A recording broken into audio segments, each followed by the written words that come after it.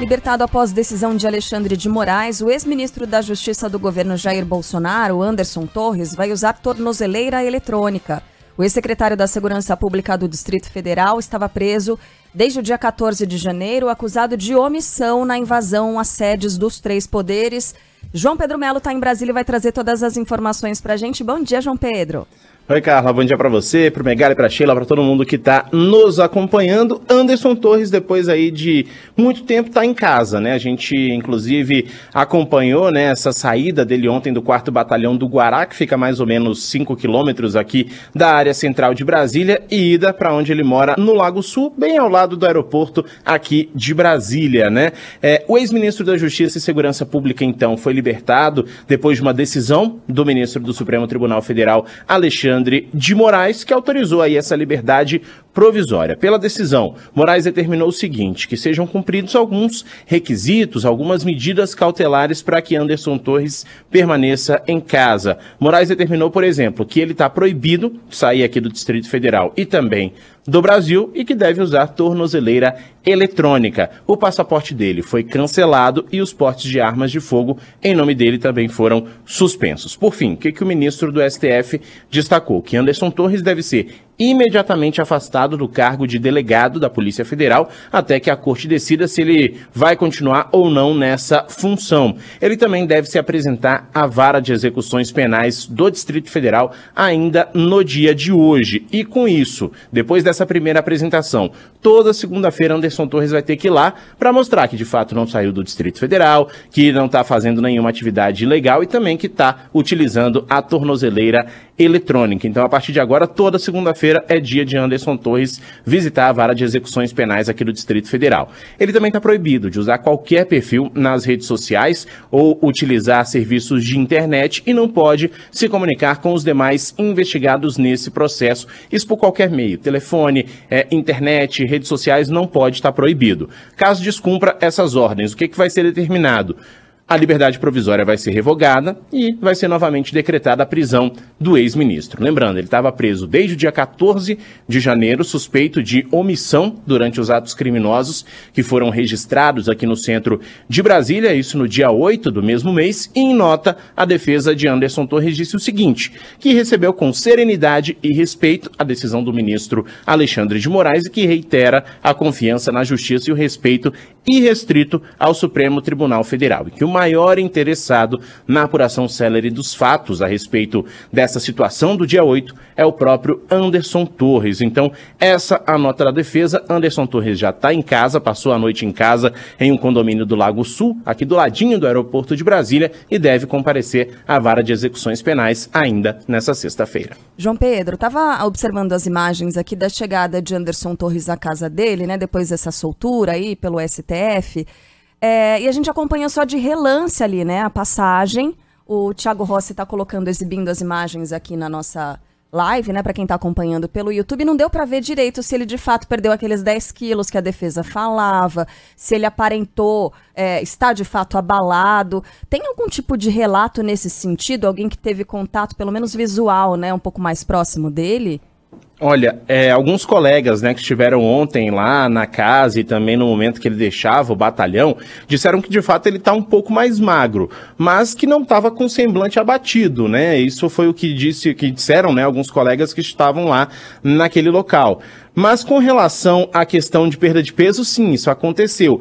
A gente vê também aqui na imagem, né, que ele estava até um tanto quanto alegre, feliz, obviamente, de estar em liberdade naquele momento, mas realmente perdeu aí alguns quilinhos, como disse a defesa, como justificou a defesa. E aí, com relação ainda a essa questão, né, as justificativas que foram dadas pela defesa há algum tempo, disseram que ele estava também com problemas psicológicos, entre outras questões, isso vai continuar sendo avaliado também na Vara de Execuções Penais. Né? Essa vai ser uma questão que está também sendo analisada ao longo desse processo. E aí, como a gente falou, toda segunda-feira ele tem que se apresentar, mostrar que está usando a tornozeleira. Exatamente, é uma prevenção, se a gente pode dizer assim, para não acontecer, por exemplo, o que aconteceu no caso de Daniel Silveira, que ele simplesmente tirou a tornozeleira em um determinado momento, depois que recebeu aquele perdão do ex-presidente da República, Jair Bolsonaro, e não compareceu mais a nenhum tipo de processo, a nenhum tipo tipo de verificação da justiça. Então, essa é uma medida cautelar, se a gente pode falar assim, para que Anderson Torres continue aí cumprindo o que foi de fato determinado pelo ministro Alexandre de Moraes. JP, rapidinho, o Alexandre de Moraes vinha sido bastante criticado, né, e pressionado por deputados da oposição por estar supostamente usando a prisão preventiva de Anderson Torres como uma espécie de tortura psicológica para que o ex-ministro fechasse um acordo de delação premiada. O próprio ministro afirmou que a soltura de Anderson Torres está relacionada a novas diligências feitas pela Polícia Federal e é inevitável que a gente pense na situação do Mauro Cid, né, ex-ajudante de ordens do Bolsonaro, preso e que recentemente trocou de advogado, escolhendo um que é especialista em delações premiadas. Corre por aí algum tipo de informação sobre se os dois fatos têm ligação direta? Olha, corre sim, viu, Megali? Nos bastidores, muita gente fala que há uma preocupação da oposição hoje com relação ao que pode ser falado por Mauro Cid ou por Anderson Torres, né? A gente viu, claro, acompanhou essa questão da troca de advogado, principalmente depois de uma entrevista que o advogado anterior, o Roca, acabou dando, em que a família de Mauro Cid falou isso abertamente, que ele protegeu muito mais o ex-presidente da República do que o próprio cliente dele. Então é uma questão que realmente preocupa aqui nos bastidores. E agora há uma movimentação com relação a essa defesa, uma preocupação com o que pode de fato ser dito. Claro, isso tudo nos bastidores por enquanto, não está nada público a respeito desse assunto, mas sim tem uma ligação, todo mundo já está falando a respeito disso nos corredores tanto do Congresso como também do Palácio do Planalto. Valeu, João Pedro, bom trabalho. Valeu, até mais. Aliás, pegando o gancho aqui na conversa, a Polícia Federal vai investigar um depósito de R$400 mil feito na conta de Mauro Cid, preso na operação que apura fraudes em cartões de Brasília. Essa transação, segundo a PF, foi feita no dia 25 de março do ano passado, quando Mauro Cid ainda trabalhava com o ex-presidente. Só que essa movimentação foi detectada numa outra investigação, a de que ele poderia estar bancando pagamentos da família de Jair Bolsonaro. Os dois negam essas acusações. Quem é que depositou? Foi João Norberto Ribeiro, tio da esposa de Mauro Cid, e a PF agora quer descobrir a origem dessa grana. Outro destaque de hoje, a 11ª fase da Operação Lesa Pátria cumpriu mandados contra suspeitos de financiar os atos criminosos de 8 de janeiro. Ângelo Sfaier. A Polícia Federal encontrou vários maços de dinheiro e um arsenal clandestino na casa de um empresário de Mato Grosso do Sul, suspeito de financiar os atos golpistas do dia 8 de janeiro. Adoilto Fernandes Coronel foi um dos alvos da 11ª fase da Operação Lesa Pátria, que cumpriu ontem mais de 20 mandados judiciais em Mato Grosso do Sul, São Paulo e Paraná. O empresário sul-mato-grossense, que é proprietário de uma loja de materiais de construção, está na lista de quem deverá ressarcir os cofres públicos em R$20 milhões pelos danos ao patrimônio público causados pelos atos de vandalismo. Mais tarde, a Justiça do DF condenou 2 dos envolvidos no caso da bomba colocada em um caminhão de combustível perto do aeroporto de Brasília. Até hoje eu não me conformo que isso de fato aconteceu, que pessoas planejaram de fato explodir uma bomba e matar pessoas inocentes, talvez crianças, no aeroporto de Brasília, mas aconteceu. No fim do ano passado, na véspera do Natal, quando o aeroporto estava lotado, e segundo a Polícia Civil, teria sido articulado no acampamento montado por apoiadores de Jair Bolsonaro em frente ao QG do Exército. George Washington, que recebeu uma pena de 9 anos e 4 meses de cadeia, tinha saído do Pará e confessou ter montado o explosivo. A bomba, detonada pela PM, tinha sido entregue a Alan Diego Rodrigues, que foi condenado a 5 anos e 4 meses de prisão. Os dois continuam presos e não poderão recorrer em liberdade. A Justiça Desportiva recebe as 2 primeiras denúncias contra jogadores envolvidos no esquema de fraudes em apostas. O destaque é de Yuri Queiroga. 2 jogadores que atuaram no Vila Nova de Goiás no ano passado são os primeiros denunciados na Justiça Desportiva pelas fraudes investigadas na Operação Penalidade Máxima. Romário e Gabriel Domingos estão entre os 8 atletas que se tornaram réus na primeira fase da ação. A participação deles no esquema foi denunciada pelo presidente do clube, Hugo Jorge Bravo, e foi o estopim para a descoberta de uma quadrilha que aliciava atletas para cometer pênaltis ou receber cartões com o objetivo de lucrar em apostas. Os fraudadores chegavam a oferecer R$500 mil. Mais de 40 jogadores foram citados em conversas flagrantes flagradas pelo Ministério Público de Goiás e 15 deles já são réus na esfera criminal. Em entrevista à Band News FM, o Procurador-Geral do Superior Tribunal de Justiça Desportiva, Ronaldo Piacente, destaca que quem não foi denunciado na Justiça Comum também pode sofrer punição disciplinar. Sim, nós vamos analisar todos os casos, todos os nomes que estão sendo citados. Isso não significa que apenas por constar o nome deles serão denunciados. Nós analisaremos, independentemente se houve denúncia do Ministério Público de Goiás, independentemente se ele vai ser condenado na Justiça Comum, nós analisaremos o caso também na esfera desportiva. Então, nada impede dele estar absolvido lá e ser condenado aqui na Justiça Desportiva, ou vice-versa. Em mensagens obtidas pelo Ministério Público de Goiás, o chefe do grupo chegou a comemorar o ganho obtido com o esquema. A Operação Penalidade Máxima 2, que investiga a manipulação de jogos de futebol no Campeonato Brasileiro, divulga mais conversas entre acusados. Em prints, Bruno Lopes, apontado como comandante da organização, comemora o suposto esquema junto com o empresário Thiago Chambó, acusado de também fazer contato com os atletas. A conversa em questão é sobre o pagamento feito ao jogador Fernando Neto, que à época jogava pelo Operário e, caso fosse expulso, receberia R$500 mil.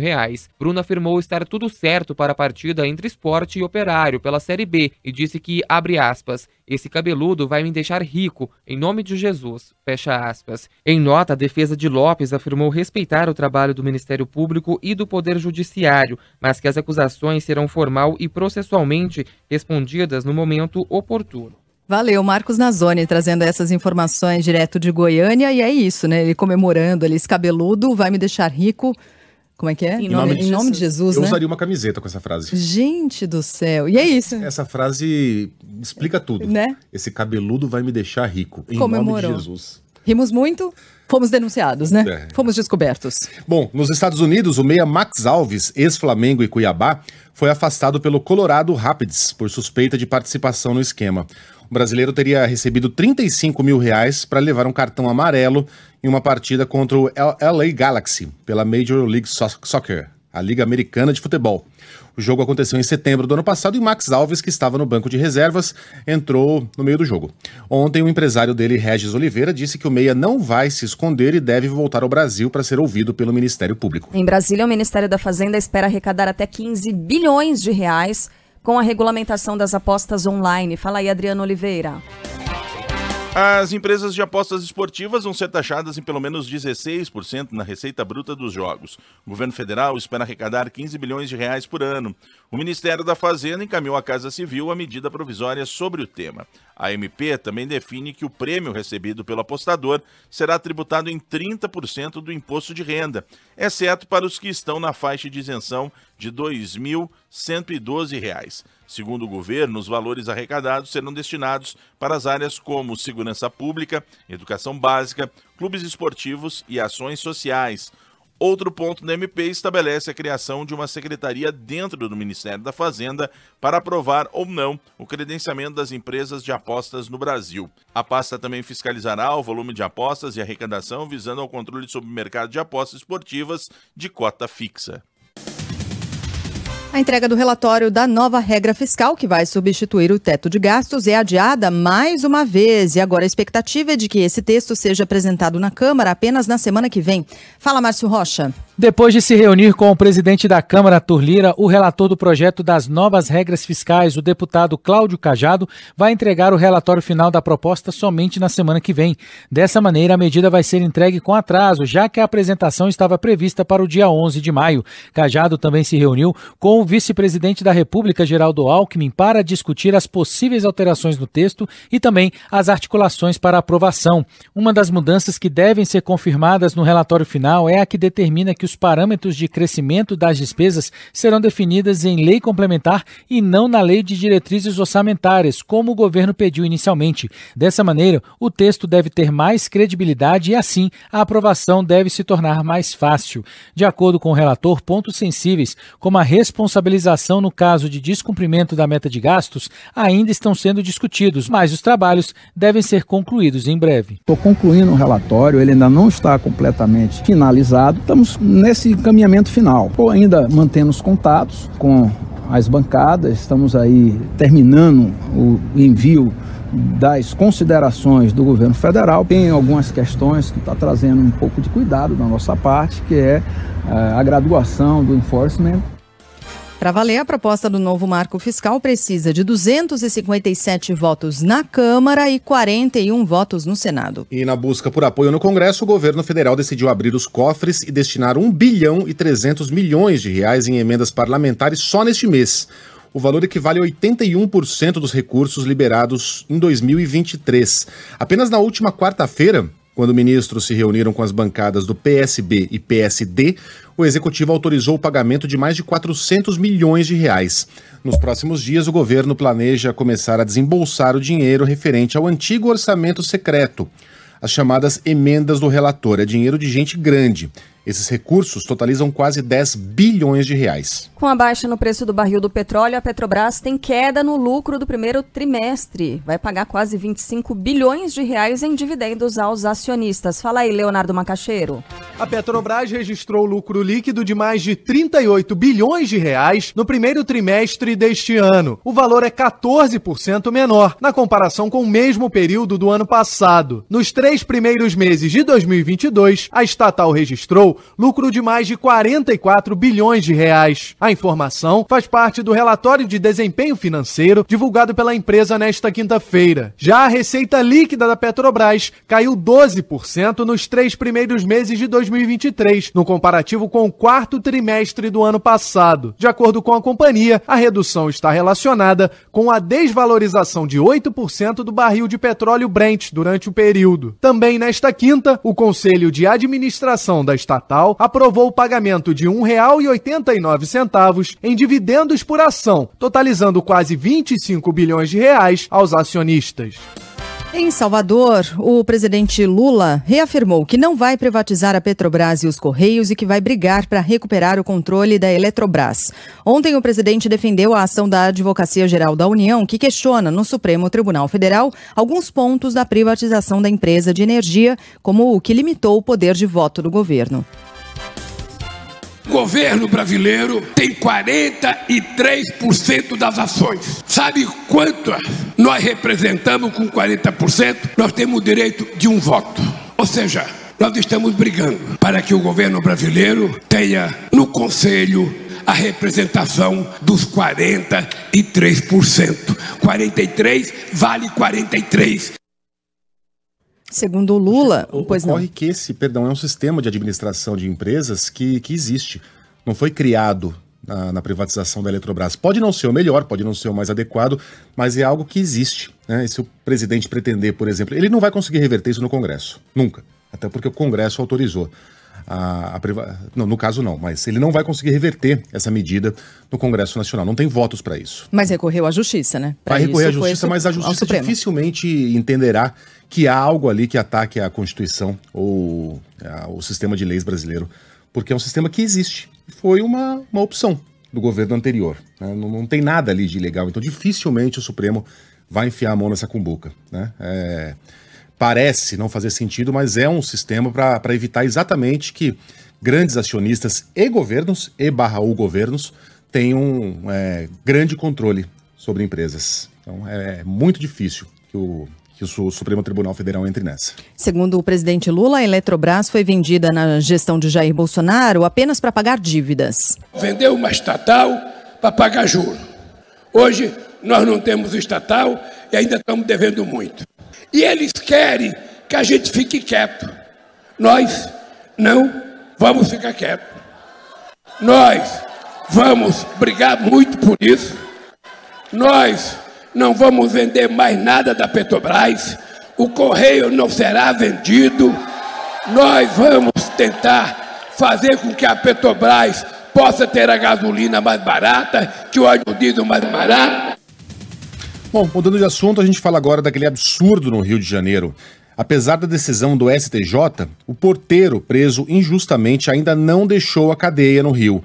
Paulo Alberto da Silva Costa é réu em mais de 60 processos que se baseiam apenas e unicamente no reconhecimento por fotos. Luana Bernardes. A família do porteiro, que foi acusado em 62 processos apenas com base em reconhecimento fotográfico, espera que ele deixe a cadeia hoje, após o Superior Tribunal de Justiça acolher um habeas corpus apresentado pela Defensoria Pública do Rio. Paulo Alberto da Silva Costa, de 35 anos, está preso desde março de 2020 na cadeia pública Cotrim Neto, em Japeri, na Baixada Fluminense. Segundo a Defensoria, ele não tinha antecedentes criminais, nunca foi preso em flagrante, mas foi apontado como suspeito dos crimes após fotos dele retiradas de redes sociais terem sido incluídas no mural de suspeitos na delegacia de Belfor Roxo, na Baixada. Segundo a Defensoria Pública, 8 em cada 10 presos injustamente por reconhecimento fotográfico são negros, como é o caso de Paulo Roberto. Eles têm que esperar a chegada do alvará de soltura, né, no presídio, para que ele seja liberado. Você vê que no caso do Anderson Torres, saiu a definição do Alexandre de Moraes, assim, quase que imediatamente ele estava na casa dele já de volta. Nesse caso aqui, provavelmente chegou ao fim do dia, plantão, não sei o que, o documento não chega. Eu já fiz, a gente enquanto jornalista trabalhou na rua, cobrindo essas coisas e tal, e eu já fiz porta de presídio esperando gente sair. Aliás, eu estava lembrando de um dia do Gil Rugai, aquele seminarista, né? A gente estava trazendo a informação sobre ele esses dias. Eu me lembro do Maluf do Filho, que eu fiquei lá esperando chegar o alvará. Chega, exatamente. Eu tava do Maluf do Filho, eu tava. Estávamos juntos. Tava bem no comecinho da reportagem. Eu, pela Rádio Bandeirantes, você tava o quê? Na Jovem Pan, Jovem Pan, foquinha de tudo. Então e é isso, né? A gente fica lá esperando chegar o documento para liberar a pessoa e ela sair. Quando é figurão desse jeito, tipo o Maluf e o Filho, rapidinho. Você sabe o horário que vai chegar o negócio, né? Nesse caso aqui, o que a gente entende que aconteceu até agora é isso. O alvará Pablo tá falando burocracia. Não tem outro motivo, porque a decisão já saiu. Mas o papel não chegou, pelo jeito é isso, né? Sim. Em frente, vamos aqui. Aliás, a gente vai seguir acompanhando, né? Para acompanhar a soltura do Paulo Alberto da Silva Costa. A gente segue com a informação do Rio, né, Sheila? Porque ainda lá, o modelo Bruno Krupp, que responde ao processo em liberdade, vai ser levado a júri popular, acusado de atropelar e matar um adolescente em julho do ano passado. Fala aí, Priscila Xavier. O modelo Bruno Krupp vai a júri popular. A decisão é do juiz Gustavo Calil. Krupp é acusado de atropelar e matar o adolescente João Gabriel Cardim, de 16 anos, ao pilotar uma moto em alta velocidade sem carteira de habilitação no ano passado, na Barra da Tijuca, na zona oeste do Rio. A defesa vai recorrer. O pedido do Ministério Público já era avaliado pela Justiça. Nesta semana, a defesa do influenciador pediu para que ele fosse julgado por homicídio culposo quando não há intenção de matar, ao invés de homicídio com dolo eventual quando se assume o risco de matar. Em São Paulo, a Polícia Civil conclui que o homem que atropelou, matou e tirou sarro da vítima não teve a intenção de cometer um homicídio. Thiago Muniz. É indiciado por homicídio culposo, ou seja, sem intenção de matar, o motorista de aplicativo que atropelou e matou um homem e ainda debochou da vítima. Christopher Rodrigues, de 27 anos, também vai responder por omissão de socorro e incitação ao crime. Ele atingiu com o carro o ambulante Matheus Campos da Silva, de 21 anos, na noite de 25 de abril, no viaduto Júlio de Mesquita Filho, região central de São Paulo. Supondo que a vítima se tratava de um assaltante, o motorista de aplicativo fez vídeos nas redes sociais dizendo que o homem era -1 fazendo L, em referência a eleitores do presidente Lula. Em outro trecho, ele diz ter se recusado a tirar o carro de cima do ambulante, porque senão ele fugiria. Difícil imaginar que ele não teve intenção, né? Estava comemorando o que havia feito. Alguns chamariam isso de esculacho, né? Gozação, chame como quiser. E ele próprio disse que não tiraria o carro de cima. Como é que não haveria intenção se ele mesmo declara que se recusou a tirar o carro de cima da vítima e estava comemorando que havia atropelado o cara? Bom, em Salvador, o homem agredido por seguranças do Carrefour é ouvido pela Polícia Civil. Yumi Coano. Presta depoimento o homem agredido por seguranças de um mercado do grupo Carrefour em Salvador. A ocorrência foi registrada ontem junto à polícia. O caso aconteceu no último dia 3, quando Jeremias de Jesus e a companheira furtaram 4 pacotes de leite em pó da unidade para alimentar a filha da mulher. De acordo com Jeremias, 7 seguranças participaram do momento da agressão, sendo que um deles assistiu à ação sem interferir diretamente. O advogado de Jeremias, Walisson Pereira, afirma que o Carrefour se contradisse. O depoimento dele foi muito contundente, mentiroso a afirmação do Carrefour de que a empresa de segurança não prestava serviço para eles, de que não foi o segurança da empresa terceirizada que trabalha para eles que cometeu o crime, foram eles que cometeram as agressões, trabalham sim no Carrefour. Na terça, o Ministério Público da Bahia pediu ao Carrefour que preste esclarecimentos até a segunda-feira sobre o caso. A Procuradoria-Geral da República pede ao Supremo Tribunal Federal para investigar a ação de Big Techs por ações contra o PL das fake news. Fala aí, André Viana. A Procuradoria-Geral da República solicitou autorização ao Supremo Tribunal Federal para investigar os dirigentes das empresas Big Tech, Google e Telegram. Ambas as empresas teriam participado de uma campanha de desinformação em relação ao PL das fake news, enviando ou publicando mensagens contra o projeto. No pedido, a PGR incluiu a notícia crime do presidente da Câmara dos Deputados, Arthur Lira, que cita a sobrecarga dos sistemas de tecnologia de informação da casa por meio de replicação em massa de mensagens durante a campanha de desinformação. O pedido está sob relatoria do ministro Alexandre de Moraes, que nesta quarta-feira determinou a retirada do ar e retratação do Telegram após a empresa enviar a todos os usuários uma mensagem com críticas ao projeto de lei. De acordo com a vice-procuradora-geral da República, Lindora Araújo, os diretores das empresas devem dar depoimento e todas as postagens devem ser preservadas e analisadas para a elaboração de um laudo pericial.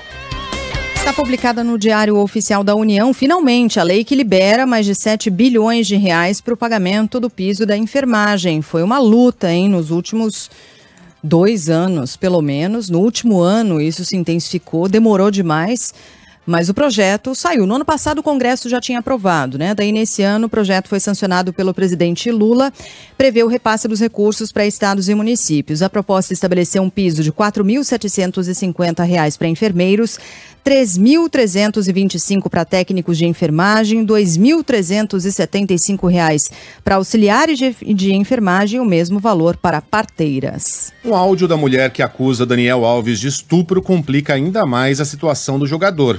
Nessa semana, a Justiça da Espanha negou um novo pedido para liberar o atleta, Arthur Coelho. Uma TV da Espanha divulga um áudio da jovem de 23 anos que acusa Daniel Alves de estupro, em que ela conversa com os policiais após o caso na boate Suttle, em Barcelona. A câmera de um dos agentes foi acidentalmente acionada e gravou todo o depoimento da vítima. Em lágrimas, ela diz aos policiais: "Entrei voluntariamente no banheiro e depois de alguns beijos disse a ele que queria sair e ele falou que não." Em seguida, ela revela: "Ele fechou o trinco da porta. Ele começou a dizer coisas desagradáveis e a me bater." Na abordagem, ao perceber que a jovem não conseguia mais falar, uma amiga intervém e confirma ao policial: houve penetração. A jovem explicou aos agentes que após o ato, eles poderiam não acreditar nela porque as gravações mostravam ela indo voluntariamente ao banheiro. Após esse momento, a bateria da câmera descarrega e a gravação da imagem é cortada. A defesa de Daniel Alves ainda não se posicionou sobre os áudios. O jogador segue preso preventivamente em Barcelona desde o dia 20 de janeiro. Mais detalhes estão divulgados, mais nojo a gente tem dessa história toda, Exatamente. Como é que ele teve a capacidade de vir a público e trazer uma versão dizendo, não, imagina, ela estava lá porque ela queria. Várias versões. Várias versões diferentes, Foi mudando. terrível. Como é que alguém tem a coragem de vir a público e mentir dessa forma, né? E de fazer o que fez, Nossa. Que nojo. Não, sem contar a parte do crime, né? Eu tava falando aqui com a Sheila. Esses caras acabam tendo na cabeça deles o sentimento de que tudo pode. Uhum. São super-heróis, né? Tem direito de fazer tudo. Mas é impressionante que alguém com uma vivência tão... teve a oportunidade de conhecer tantos lugares, tanta gente, de ver tanta coisa que nós jamais veremos, não conseguir criar dentro de si uma ética para saber que, por mais que aparentemente tudo possa, muito não se deve.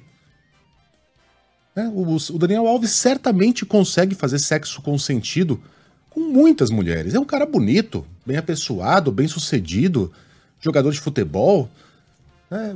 Por que razão alguém que faria algo tão nojento, criminoso, com uma mulher indefesa, 10 vezes mais frágil que ele? Olha, é realmente... E pensar que eu já comprei camisa desse cara. Dei uma delas pro meu filho. Eu tive que explicar pra ele por que aquela camisa a gente não usa mais. Aliás, se alguém souber como tirar o nome de um jogador de uma camisa de time de futebol, eu agradeço, porque aquele troço custa muito caro. Mas pensar que já gritei o nome dele na arquibancada, já comemorei dribles e gols dele em campo, é realmente nojento, viu? Situação parecida com o Robinho, né? Tem muita gente lembrando aqui e tal. Tava falando que tem famílias aí que homenageiam, né? Robinho, cachorro da família, sei lá, pet, um carinho, né? Você vê o carinho que tem, admiração pela pessoa. E aí depois, né? Como é que faz? Agora com a camisa, passa um ferro ali. Será que não, mas funciona? aí estraga demais. Vai estragar? Demais. Vai estragar, não tem jeito. Poxa vida. Bom, a gente segue com destaques internacionais. Acusado de fraude e lavagem de dinheiro nos Estados Unidos, o deputado Jorge Santos, filho de brasileiros, confessa o crime de estelionato no Brasil. Fala aí, Gabriela Souza. O congressista americano George Santos, suspeito de ter usado cheques furtados para fazer compras no Rio, confessou o crime de estelionato. Detido nos Estados Unidos, George é brasileiro e passou por audiência de custódia relativa ao caso nesta quinta-feira. Ele firmou um acordo com o MP para pagar 10 mil a instituições de caridade e 14 mil reais à vítima de estelionato, Carlos Bruno Simões, que era funcionário da loja de roupas. O prejuízo foi pago pelo lojista na época. O deputado republicano terá 30 dias para fazer a compensação. O caso aconteceu em 2008. A visitação ao mausoléu de Pelé será aberta ao público na semana que vem. Fala aí, Aline Fanelli. O público poderá começar a visitar o mausoléu onde está sepultado Pelé a partir da próxima segunda-feira, dia 15. O rei do futebol morreu no dia 29 de dezembro de 2022, aos 82 anos, com sepultamento no dia 3 de janeiro deste ano no cemitério vertical Memorial Necrópole Ecumênica, em Santos. Haverá um evento para abertura na segunda, a partir das 2 da tarde, reservado apenas para familiares do Pelé. Depois, nos demais dias, o público poderá acessar o local gratuitamente em 2 períodos. De manhã, das 9 ao meio-dia, e à tarde, das 2 às 6, sem tempo limite de permanência. Antes da visita, porém, é preciso fazer um cadastro no site do Memorial Necrópole Ecumênica. E o Botafogo, hein? Ai, não, nem fala. Vamos dar uma pesquisinha pra gente aí, pode ser? Quais são os times na era dos pontos corridos que ganharam 5 seguidas logo no início? Eu acho que não foram muitos, não. O Botafogo venceu bem o Corinthians, reassumiu a liderança do Brasileirão e ainda afundou o timão de quebra. Amanda Oliveira, conta pra gente. O Botafogo venceu o Corinthians por 3-0 e retomou a liderança do Campeonato Brasileiro com 100% de aproveitamento. A festa no estádio Newton Santos foi animada e a torcida alvinegra aprovou o trabalho do técnico português Luiz Castro, que chegou a ser muito criticado no Cariocão. O Glorioso lidera o Brasileiro com 15 pontos, enquanto o Corinthians permanece com apenas 4 pontos na 16ª posição. Os 2 primeiros gols foram de Tiquinho Soares e um de Eduardo. Ainda ontem... Não, vai lá, Carla, porque eu tô aqui com as informações. Tá, Só olha. um time conseguiu fazer isso. 100%. São Paulo, na edição de 2011. Aquela em que a gente não Pablo, foi campeão. Foi só pra agradar o Megali, Foi. certeza. O que eu Pesquisa posso direito fazer? esse Ele negócio. mentiu pra você e você acreditou. É. O que eu posso fazer? Tá rápido desse jeito ele ia dar essa Há 12 resposta aí. anos, o São Paulo venceu o Fluminense, o Figueirense, o Galo, o Grêmio e o Ceará. Né? O Botafogo até agora ganhou do Bahia, do Flamengo, do São Paulo, do Bahia, do Flamengo, do Atlético Mineiro e do Corinthians. Eu acho que essa sequência do Fogão é mais difícil. Tá. Mas isso 2011, São Paulo ganhou o quê? Porque isso aí vale de nada, né? Então. A gente não foi campeão naquele ano. Bom, ontem Só jogo pra registrar. Jogo com 2 expulsões. Fortaleza e São Paulo não saíram do 0-0 no Castelão. No Couto Pereira, o Coritiba empatou em 1-1 com o Vasco e segue na zona da degola.